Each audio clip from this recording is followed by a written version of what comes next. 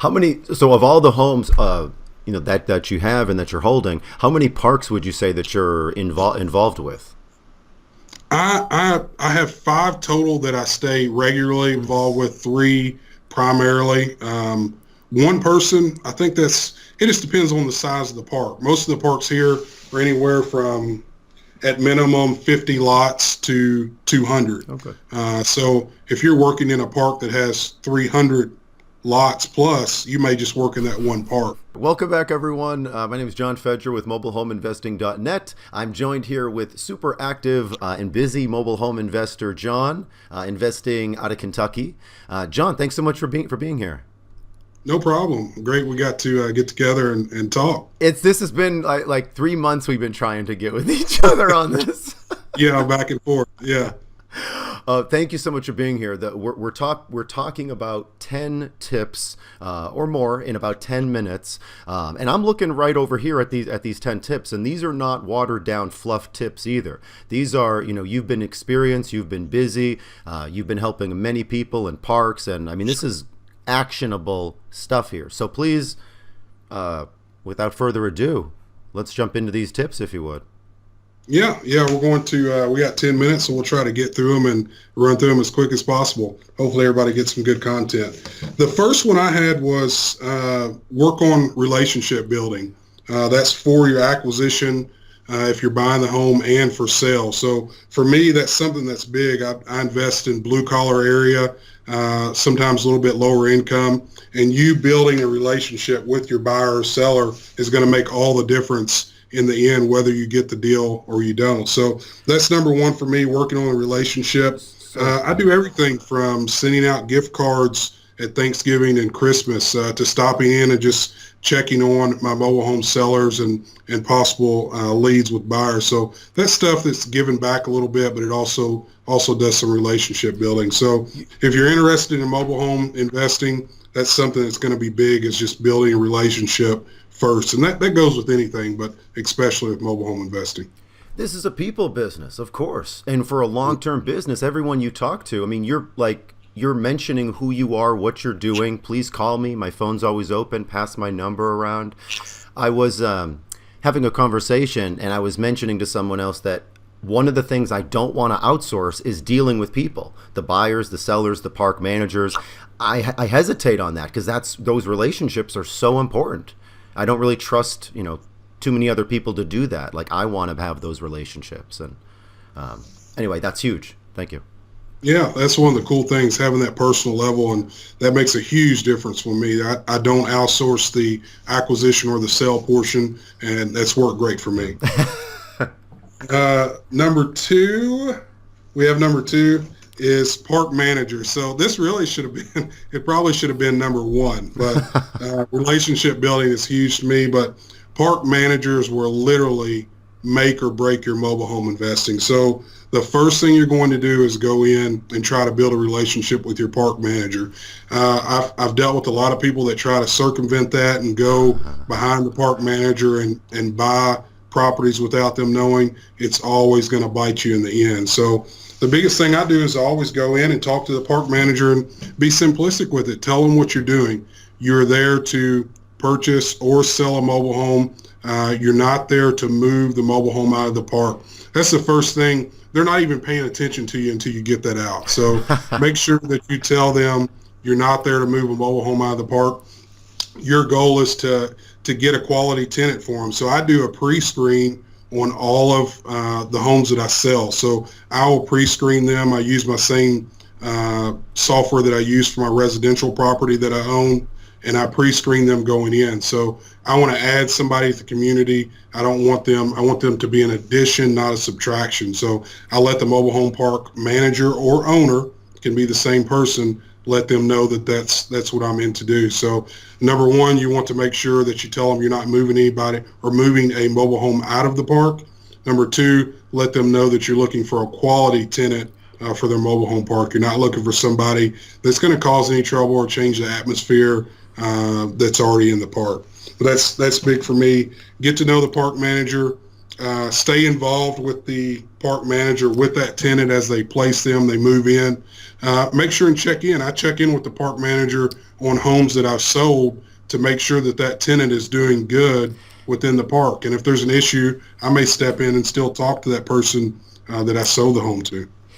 You just gave like 7 tips in number 2. I mean, number 2 was really 7 tips. Now, there's so much that you left still off the table. I mean, there's so many more things we can talk about. But I just want to make a point that most folks, when they're thinking park managers, it's like, okay, what can they give me? How can I get deals from them? But you were talking throughout the life of the relationship. I mean, not just buying the homes, but maintaining the relationship, maintaining the home, making the park manager's life easier, not just immediately, but down the road. Make sure lot rent gets paid, rain or shine. Make sure your people are doing good. You know, you a victim versus the park a victim if you have to. Just things like that. Make the manager's life easier. And that was great tips. Great tips. Yeah.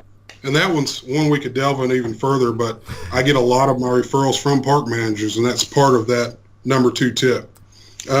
Moving on to 3, transaction time. So this has been a lifesaver for me. I only do transactions during the weekday. So for Kentucky, mobile homes are transferred over title just like you would transfer a car. And what you're going to run into, it's going to hit you at some point or another.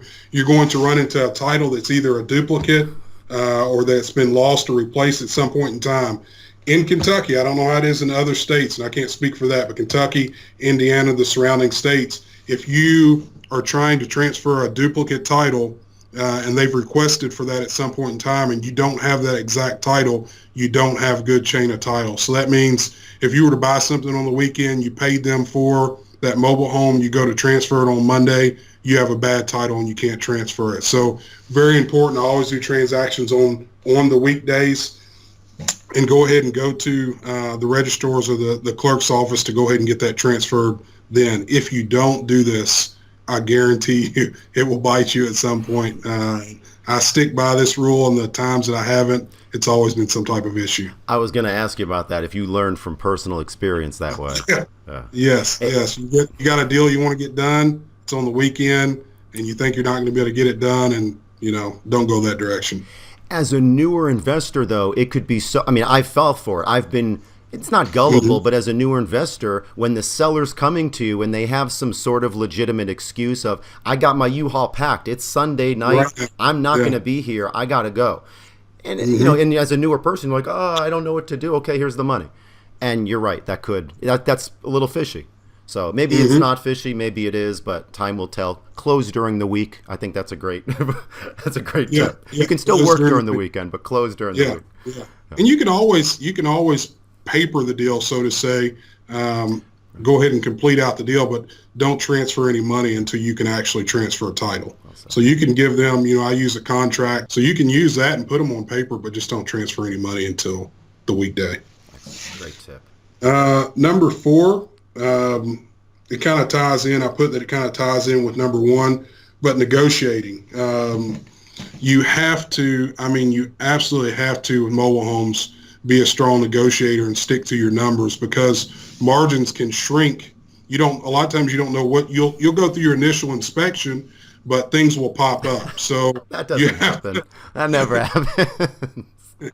You have to stick to your numbers. I'll plug a book in here because this book has changed my real estate investing, my daily life, on top of mobile home investing. But it's a guy named Chris Voss. He was a FBI negotiator, and it's a book called Never Split the Difference. And I can say, read this book once, listen to it, read it again, then take notes on it after you read it the third time. It will save you. So the things in it you won't believe at first that will work, but I use them daily and they work without fail. So, but going into negotiating, once you get to your number, what will happen is your emotions will start flaring up, especially if you're a new investor. It happened to me. You'll start getting that flow of emotion. You're going to get this deal done, and your number that it'll somehow become exponential. You'll start with the number that you thought was great, and you'll come up a lot above that. So get your number in mind, stick to that number, read this book. It'll save you. I can't remember how much the book is. I have it on Audible. Me I too. bought it. I have the hard copy, and I reviewed it again just a couple weeks ago. Number 5 is maintain your mobile home during rehab, and this comes to a lot of if you're in mobile home investing just for the money side, you're not wanting to make a difference, you're not wanting to add to the community. This is a part you may struggle with. So make sure that you take pride in your site. You're going to get in mobile homes that are terrible looking on the inside, terrible looking on the outside. But while you're rehabbing them, take pride in that surrounding area. Keep that lot cleaned as you're doing construction material. Try to get it in a dumpster. Don't have stuff outside. This will help you a ton with the park manager, the neighbors that surround you that are going to eventually give you referrals that I reach out and talk to on either side of the mobile home and typically across the street. That's going to help you a ton. So make sure you maintain that property throughout the rehab and around the property as well. Great tip. Number 6, it kind of ties into negotiating. You have to be ready to act when the seller drops their price. So when I'm going and looking at a mobile home, I'm not looking for a person that is just selling that home. I'm looking for a motivated seller. And when I say motivated seller, that means somebody they're needing to move the home. If you're wanting to generate some revenue or generate a profit, you have to have a motivated seller and you have to get a property for a deal. So there's going to come a point in time you're going to go in and talk to that seller initially, and they're going to be stuck on this number. We'll just make up a number. We'll say $10,000. They're stuck on $10,000. You're going to go in. There's no way we're moving off 10,000. We're going to stay at 10,000. We're at 10,000 for the rest of our life until this mobile home sells. You're going to come back at some point in time, and they're going to get to a point to where they become motivated, and that goes from 10,000 to 5,000 to maybe even 2,000. And that's happened to me, happens time and time again. When I tell friends, other investors are like, there's no way. It happens all the time. But on another note to that, when they get to that number, when they start to get to the point where they're going to accept that 2,000 or 5,000, you have to be ready to act then. And you have to pull the trigger then and make the purchase. If not, somebody will swoop in 10 times out of 10 and buy that mobile home out from under you. You did all the hard work to get that, down to that price point.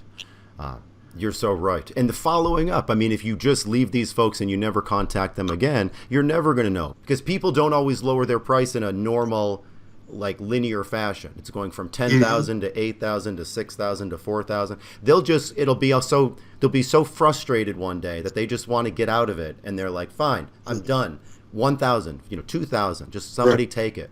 And then, that next person will swoop in there. And part of this business is being at the right place at the right time. Part of it's relationships and other things. But, being at the right place at the right time, calling back, following up is so important. Great tip. Thank you, John. Number 7. I have number 7 is, this is a good one, but obstacles abound. That's just what I label that as. And it's one thing with mobile home investing, you will be, every day there's going to be a new obstacle. So you'll walk in the house and you'll fall through the floor or put a foot through the floor. You'll find out that plumbing that's supposed to be piped out into the sewage system is actually just being piped out to the ground. Yes, you've been through that home too. Okay. So you'll find out that park managers change, and you were in great with one park manager, and the next park manager has cousin Eddie that buys and sells mobile homes, and now they don't want to have anything to do with you. So you have to constantly be ready for obstacles, and when they come, you have to jump over them. So and whatever you do, once you purchase that mobile home, you want to take that to the end, and you want to keep moving. You don't want to sit on the home. You always want to be doing something every day to try to get that mobile home completed and sold. And whatever obstacle pops up, just know that you can get around it. You just have to work a little bit harder. You have to look at all the different avenues you can travel and try to get to that finish line. When you sent this over with the list here, and I saw obstacles abound, I mean, that one right there, that one made me laugh out loud, because you don't have to say anymore. I mean, you can't say anymore. Like it's not just in one facet of the business. It's everywhere when we're buying, when we're holding, when we're selling, when we're networking, when there's obstacles. And I think when you said you can get past that, like to the person listening, you can get past it. But when you're in it and things Right. don't seem like there is light at the end of the tunnel, or I don't know what I'm doing, and the person listening to our voices right now, they're probably an adult, obviously, and they're it's ultimately up to them. Do they actually push through to jump over these hurdles, or do they give up and go with something else? The more hurdles I've jumped over in my career, the less competition that I have typically, because people don't want to keep jumping over those hurdles, to think outside the box and get the deal done or move forward. It's a cool thing too. Once you kind of move around the obstacles, you'll get to a point where the floodgates open and things just seem to keep going right. And you always hear about those people where you see that person like, man, everything they touch turns to gold. And that's a person that has overcome challenges, overcome obstacles. And you get to that point, and it's pretty cool feeling once you get past that. They're just lucky. That's all it is. Yeah. Number 8, I have repair estimates. This one's big for a lot of new mobile home investors I've ran into, because I came from the residential side. I own residential property and a couple of commercial buildings. Repair estimates are very hard, especially in a mobile home. So I like to use round numbers, and I like to use big round numbers. So make sure if you see something, you're like, oh, that'll cost $100. There's no problem just saying that'll cost $200. So that will work for you. The other way to do it is if you have a handyman or somebody that's working with you, have them walk through with you, and they're going to be able to give you those estimates as you go. But that can be one of your bigger problems if you underestimate repairs. Overestimating, that's great. Yeah. You're going to come out in the end typically better off, but underestimating, that can be the difference between you breaking even, making some money, or even losing money. So make sure when you're doing the repair estimates that you're walking through, you're using round numbers, you're paying attention when you're formulating your offer to what those repair estimates, would be. Mobile homes are only so complicated in their construction, but I know a number of folks that I talk to and interact with newer, investors. There's an apprehension with, somebody's, sleeping in the bedroom, or somebody's in the home and I don't want to take pictures, or I don't want to go in that room and check it out, or I don't want to turn on the water and keep the water on, or flush all the toilets, or turn on the appliances and make sure that everything works. It's going to be loud. I'm going to be intrusive. Like, you're buying that home. Be thorough. Right. This is kind of this is not necessarily immediately, but it will set you apart, is obtain business cards, yard signs, marking material. It's not necessarily a necessity to get started, but as you start to get seasoned, that's going to set you apart. So when you go in and visit a seller and you have business cards, you may have a marketing piece that you give to them, it's going to set you so far above the normal or average Joe that's coming in to buy.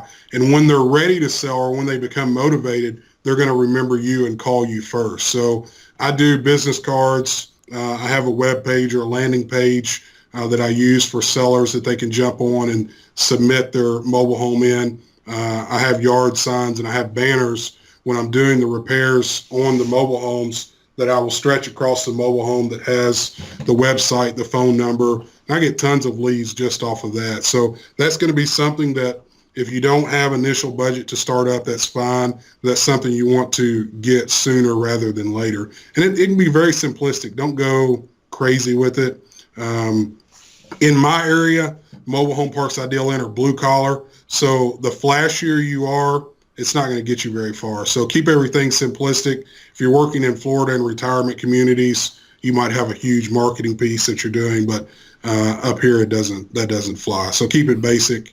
And use that material. Like I said, it doesn't have to be in the beginning, but that's something you'll look at. The park managers, do they have a problem with you putting that banner on the home?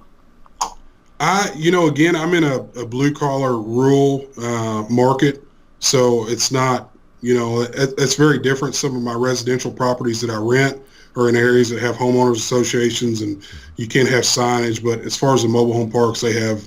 Usually, I'm helping them. So they see that we're rehabbing the homes. Hopefully whoever goes in there is going to stay in there, so they don't have any, they don't say anything negative about that. Good. Number 10, something that's huge and will save you, this one will save you a ton of time in the beginning, is be efficient. And that's everywhere. It's kind of a general tip with anything, but I'll give you some specific things. Please. If you're going to find, so when I list a property in my market, I may get 100 plus replies within a couple hours. So what are you doing? Are you sifting through all those? You're going to meet everybody that says, come meet me. I don't do that. I put lock boxes on the doors. I usually talk to neighbors on either side. And once I've talked to that person, I'll usually get a copy or a picture of their license, and then I'll give them the lockbox code for them to view it on their own. So then once they get the lockbox code, they go and view it. Then we can see if they're serious from there. 90% of the people aren't buying anything. They don't have the money now. They're waiting for, Uncle Eddie to give them $3,000, and then we can make a deal. So if you do that, if you do things like that, use lock boxes, use neighbors when you can to help you out, to watch the property. Limit your amount of trips to the property. Limit your amount of trips and purchases when you're rehabbing the property. Be efficient, because that uses a lot of your time when you're driving around. But again, if you use the neighbors, some of them I use the neighbors. Be ready to compensate the neighbors. I use gift cards. It's like my go-to. I like to use gift cards. Nice trip to Texas Roadhouse, or nice. Something of that nature, and that works well. That's being efficient on only the selling side, only the showing the home. Even there's being efficient when it comes to marketing, to advertising, to meeting managers, to driving areas, to making offers, to following up. I mean, there's just all these different areas we want to be efficient with. And speaking of not for newer folks not seeing ahead of the curve with repairs, with being efficient. If you ever need to reach out to me, anyone listening, it's support@mobilehomeinvesting.net, or you can go to mobilehomeinvesting.net. John, how can people get in touch with you, if you don't mind, or if they have a question about the Kentucky area? Yeah, you can go to, I have a landing page. It is We Buy Mobile Homes KY, and it has a contact section at the bottom. It goes directly to me.